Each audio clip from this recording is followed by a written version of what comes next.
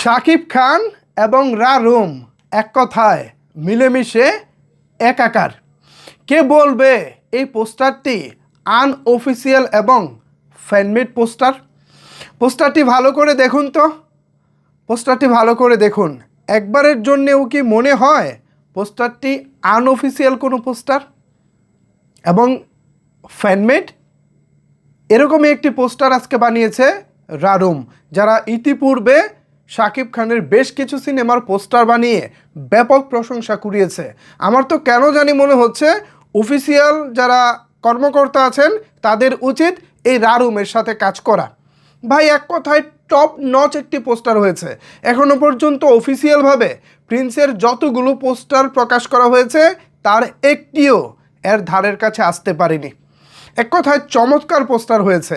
আমি ব্যক্তিগতভাবে চাই প্রিন্সের পরিচালক এবং প্রিন্সের টিম হল পোস্টার হিসেবে যেগুলো বানাবে তা যেন রারুমকে দিয়ে বানায়, কারণ এই মানুষটির অবশ্যই ভাই সম্মান প্রাপ্য এবং ওনাকে দিয়ে কাজ করালে আমি মনে করি আমাদের বাংলাদেশের সিনেমায় দারুণ কিছু আমরা পাবো। ভাই, আমি ভাবতেও পারতেছি না আনঅফিসিয়াল একজন মানুষ ফ্যানমেড পোস্টার হিসেবে এমন চমৎকার পোস্টার বানাবে এবং চারিদিকে হইচই ফেলে দেবে। প্রিন্স যেমন নাম, যেমন তার নির্মাণ, যেমন তার গল্প এবং প্রিন্সের চরিত্রের যেমনটা ওজন, সর্বোপরি শাকিব খান, এই সব কিছুকে মাথায় রেখে যে পোস্টার ডিজাইন করা হয়েছে এবং পোস্টারের যে কালার, পোস্টারের যে ফ্রন্ট এবং ওভারঅল শাকিব খানকে দেখতে যতটা গর্জিয়াস লাগছে, সব কিছু মিলিয়ে না আমি ভাই এই পোস্টারের প্রশংসা না করে কোনোভাবেই পারছি না। এক কথায় দুর্দান্ত। কিছু কিছু ক্ষেত্রে প্রোডাকশন হাউসের উচিত ছিল এরকম যারা প্রফেশনালি দারুণ পোস্টার বানাতে পারে তাদেরকে দিয়ে কাজ করানো। এখনও পর্যন্ত প্রিন্সের ফার্স্ট লুক পোস্টার যেটা এসেছিল, এরপর প্রিন্সের অ্যানাউন্সমেন্ট পোস্টার, নানা যে পোস্টার এসেছে, ট্রেলারের টিজারের যেরকম অ্যানাউন্সমেন্ট পোস্টার ছিল, কোনোটিই কিন্তু আমাদের ওইভাবে মন ভরাতে পারেনি।